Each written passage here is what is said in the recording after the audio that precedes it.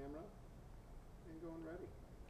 Hi, I'm Kaylee. And I'm Georgia. We're students at Rocky Rum Middle School. And we're here to talk to you today about what we learned in 7th grade history.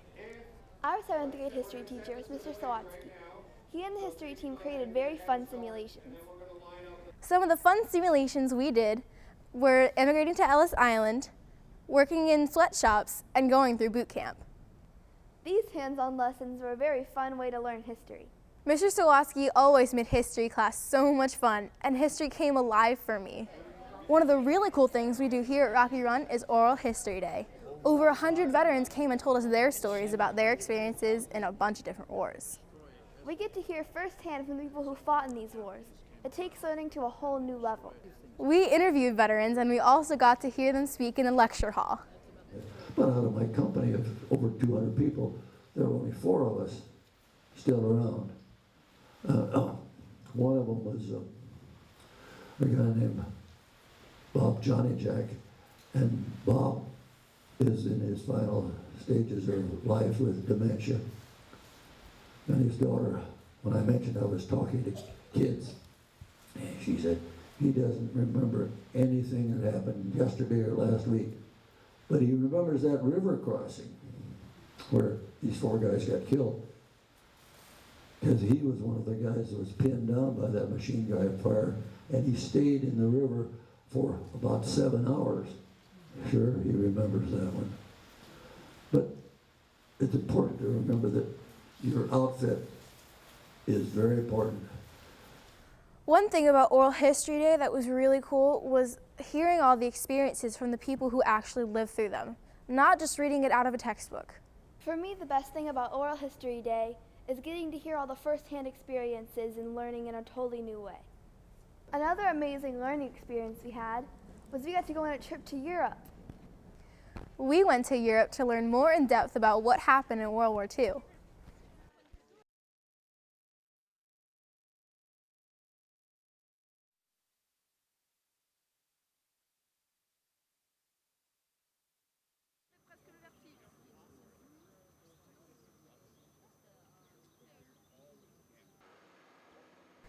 We went to France and Germany and saw some of the battlefields of World War II.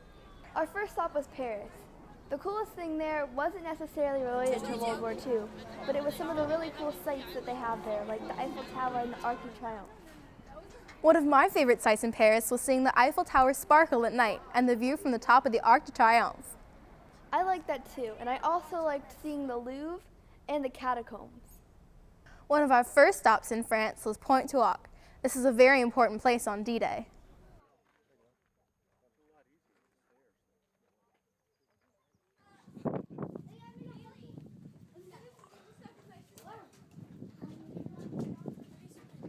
Kaylee, that's the ladder.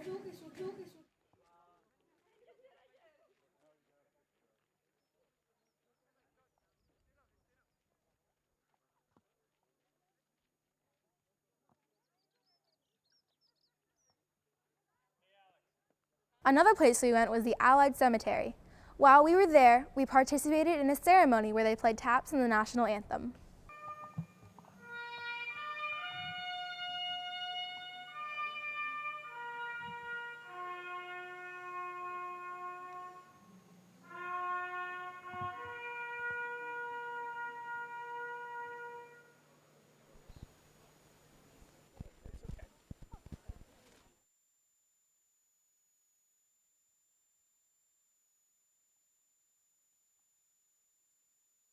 At Omaha Beach, it was a much darker mood. In fact,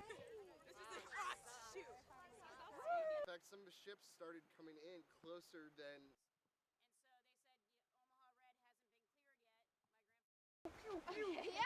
Ready, set, go.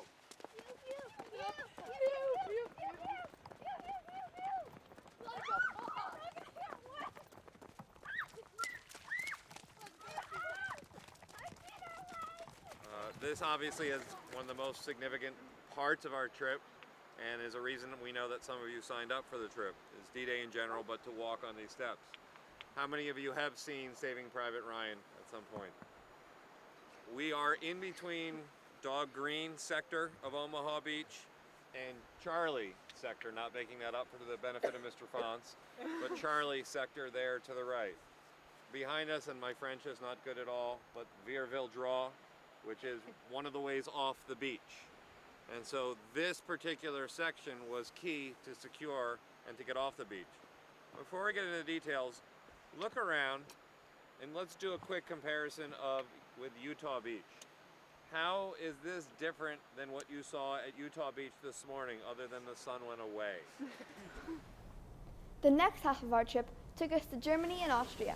One of my favorite places was Salzburg because it was so beautiful. One place I liked in Germany was the Berlin Wall. All the artwork was very cool. One of the places we got to visit was the first concentration camp, Dachau. It was very powerful and grim. Dachau was open for roughly 12 years, and over 30,000 people died. We got to see the crematoriums and gas chambers. We walked through the cramped barracks, and the awful living conditions made me feel so bad for the people who had to live there. After walking out of Dachau, I felt privileged that I could, because so many people couldn't.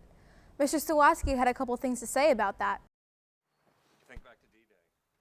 You know, elements of the 101st and 82nd Airborne helped to liberate places like Dachau. So it's been a long journey from Normandy to here, a plane ride, multiple bus rides, some metros along the way.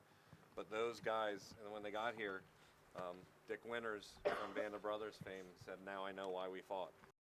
Be thankful you can leave is the message. On this trip, I laughed and I cried and I learned so much. I'm so glad I got this amazing experience. There really isn't just one thing that I loved about going to Europe. All in all, it was an amazing once-in-a-lifetime opportunity. For me, the best thing about going to Europe was seeing all the different landmarks. All of these amazing experiences took learning to a whole new level. I'm so happy with my history class this year.